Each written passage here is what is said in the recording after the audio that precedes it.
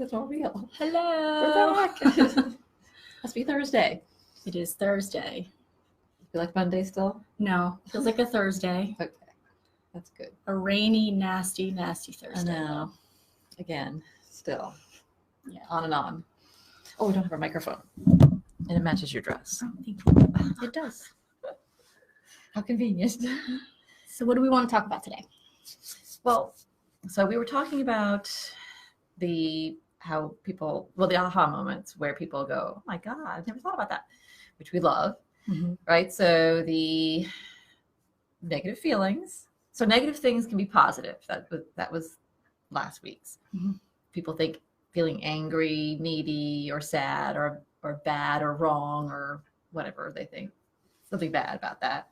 And we teach them that those are not only normal, but they can be really good for you to understand that, feel them, deal with them, basically.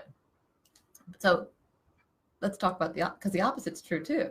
Something that people think is good is not so good, like pathological altruism. Oh yeah, okay. So that's a phrase I have to teach a lot of patients, right? Pathological altruism. It's a mouthful. But parents. Oh, you have family members? Maybe. I think we all know somebody like that. Yeah.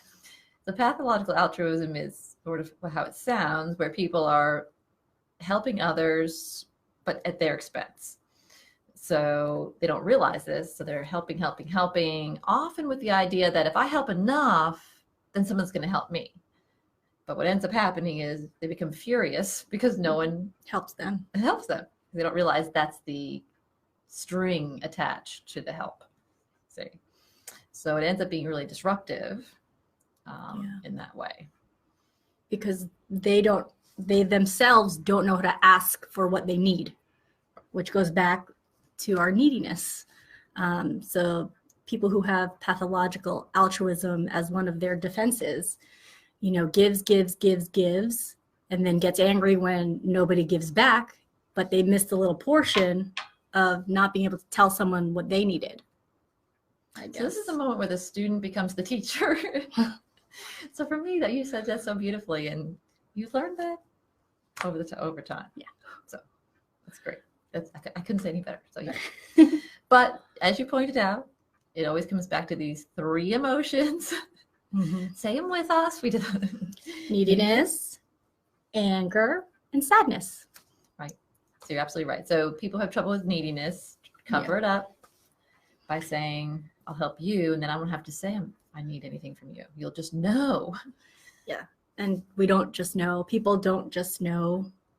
That's why communication about these things it's so important. But I think people, forget that people can't read each other's minds and assume that this person who, like, let's say in a marriage, you assume because you're married that this person should know you well enough to know your needs. But I think it's really actually the opposite, is that if we don't tell them our needs, they don't realize that. So it's, making sure you are comfortable enough to know that I have to tell people what I need or else I'm not going to get it. How many times have you heard that in session? He should know. She should know by now. Or the opposite is true, where they say, I know how she's going to react, or Correct. how he's going to react. So I'm not going to do, or I am going to do. It's like, all you have to do is tell her. Yeah. But it's revealing a neediness, and they don't want to do that. Yep. So, I think there was some famous actress who got on. This is, you hear this all over.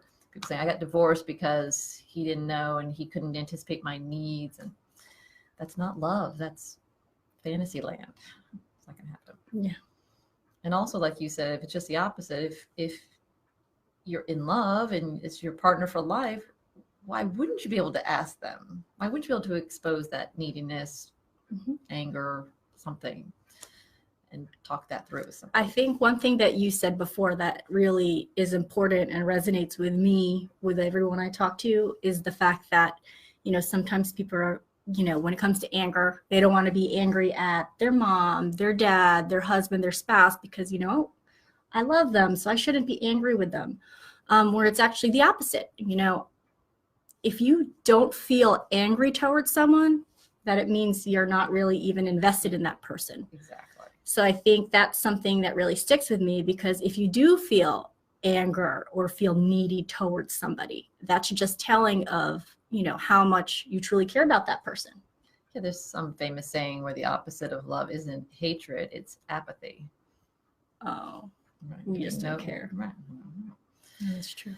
Love always comes with the high emotions, and as Joe was saying, that's a sign that you're invested, and it's all good. I know, it's a good thing. It's all good. I hate that phrase, but in that case, it's true. And if you don't, if you don't care about anybody, you're not going to be. It's not worth your getting a. They can't get a rise out of you because you don't care. You're just not invested. Yeah, it's a good one. All right. See you next Tuesday. See you next week. We're saying the same things today. I know.